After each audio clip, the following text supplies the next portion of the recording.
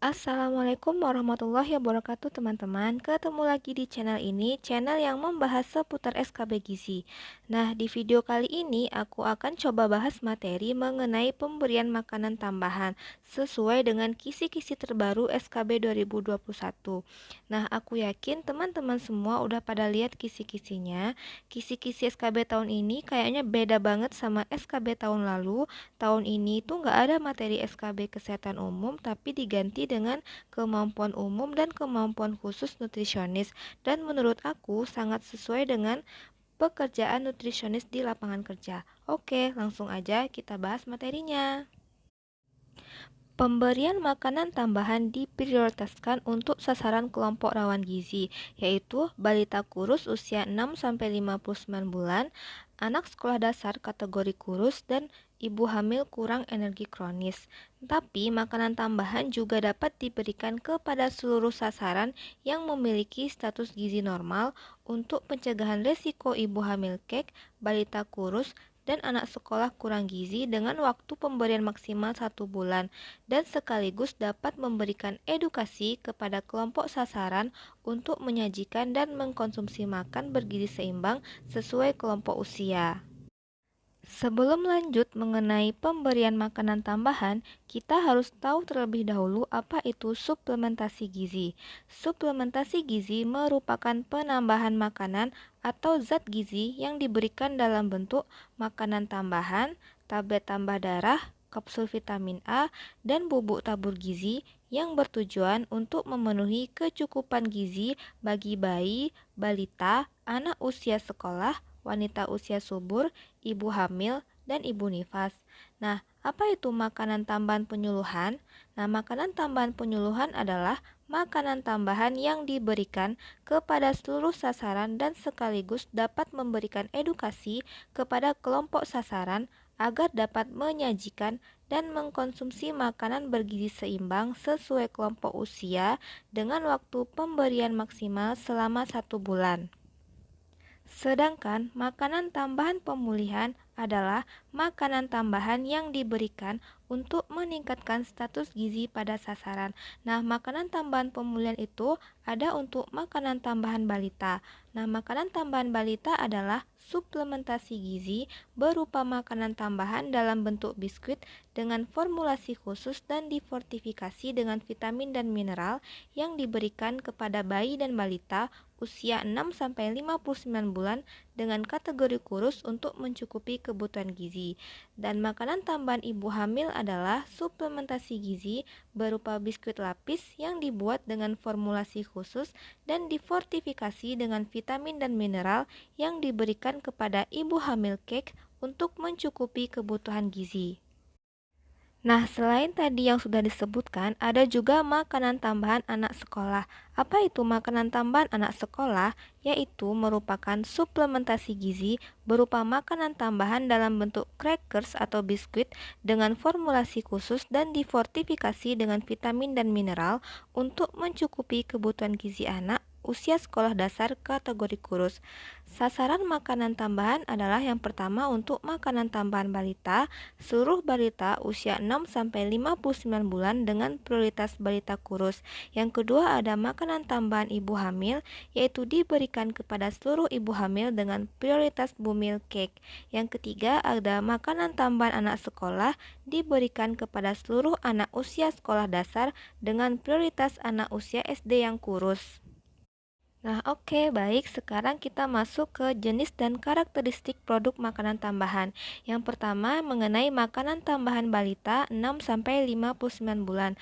Kandungan zat gizinya yaitu tiap kemasan primer yang terdiri dari 4 keping biskuit atau 40 gram terdiri dari 160 kilokalori, 3,2 sampai 4,8 gram protein, 4 sampai 7,2 gram lemak.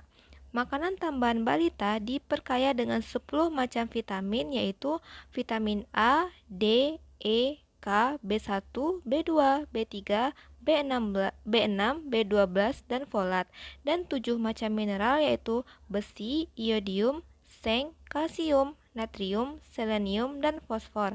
Nah, untuk kemasannya pada makanan tambahan balita ini, setiap 4 keping biskuit dikemas dalam satu kemasan primer seberat 40 gram.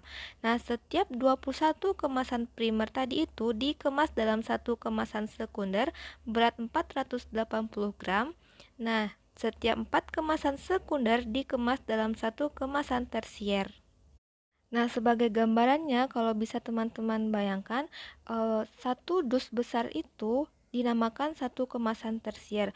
Nah, dalam satu dus besar itu terdapat 4 kemasan sekunder, yang 4 kemasan sekunder itu terdiri dari 21 kemasan primer, yaitu kemasan kecil-kecil. Nah, kemasan kecil-kecil ini terdiri dari isinya 4 keping biskuit. Nah, oke ya, selanjutnya kita masuk ke jenis dan karakteristik produk makanan tambahan untuk anak sekolah dasar.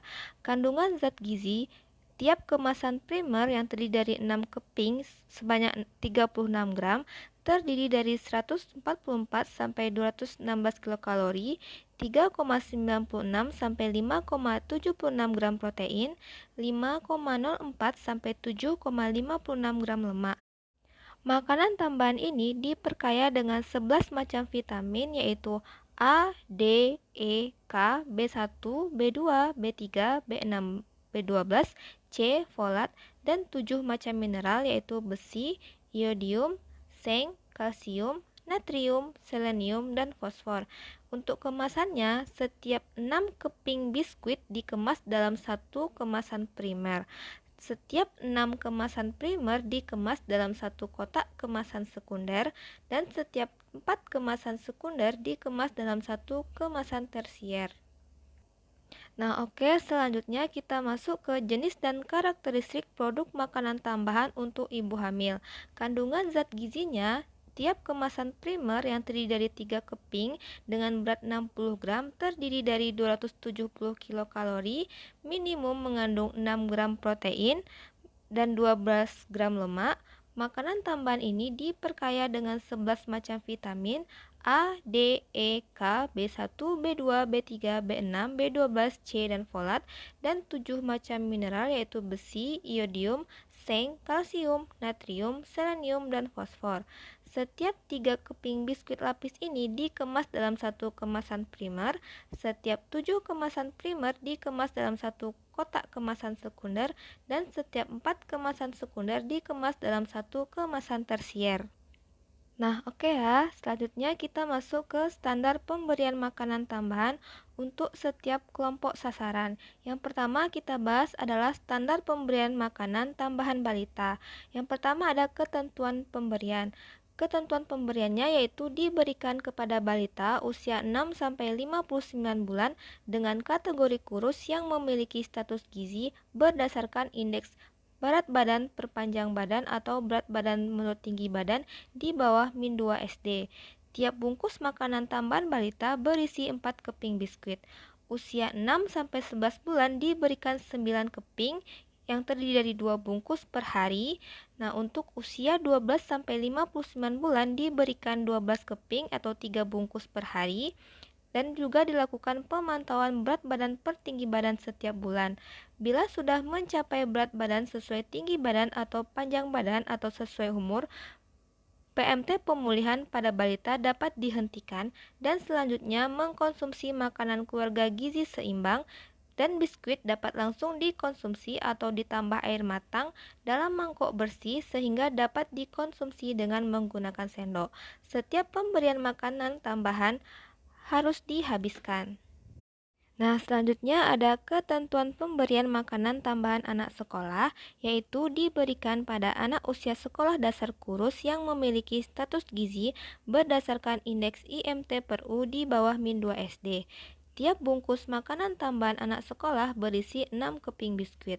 Setiap anak sekolah dasar diberikan 1 bungkus setiap kali pemberian, dan juga dilakukan pemantauan pertambahan berat badan per tinggi badan tiap bulan di sekolah.